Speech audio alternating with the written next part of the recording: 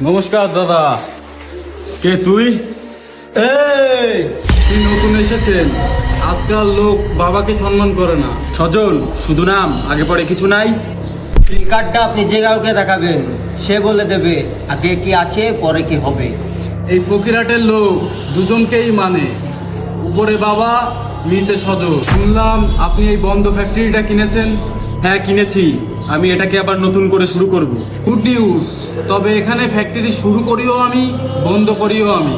এখানে বিজনেস করতে গেলে দুটো জিনিস কাছে রাখতে হয়, মাথায় সজলের হাত আর পকেটে সজলের সাইন করা সার্টিফিকেট। এই রে, এইগুলো তো আমার কাছে কিছুই নাই। এখন কি হবে তাহলে স্যার?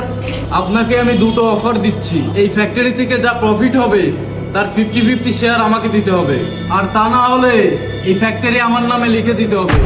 আমরা আপনাকে মাসে মাসে মাইনে দেব, শনিবার করে ঘুরতে নিয়ে যাব, মানে আপনার পুরো দায়িত্বই আমাদের।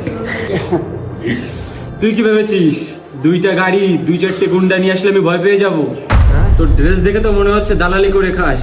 আমার অফিসের দারোয়ানও তোর থেকে বেশি থার্ড পার্টি থাকে।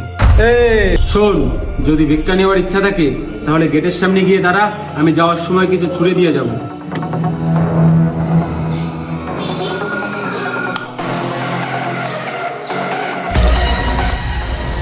কি রে, এবার কি মনে হচ্ছে তোর অফিসের দারোয়ান না তোর বাপ?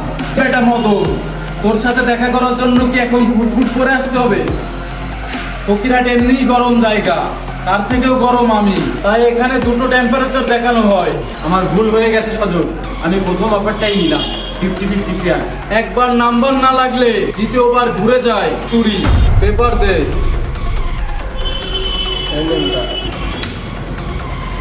তোর কোম্পানিটা তুই আমার নামে লিখে দিবি, এনে ধর, সাইন কর।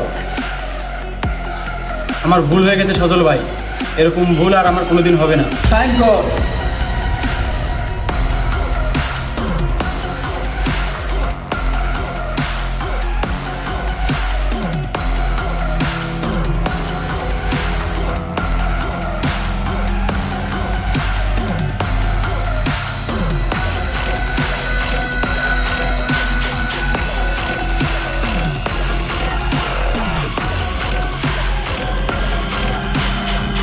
তন্ময় সাপোর্ট নিয়ে এখানে মুড়ি বেচা যায়, বিজনেস করা যায় না।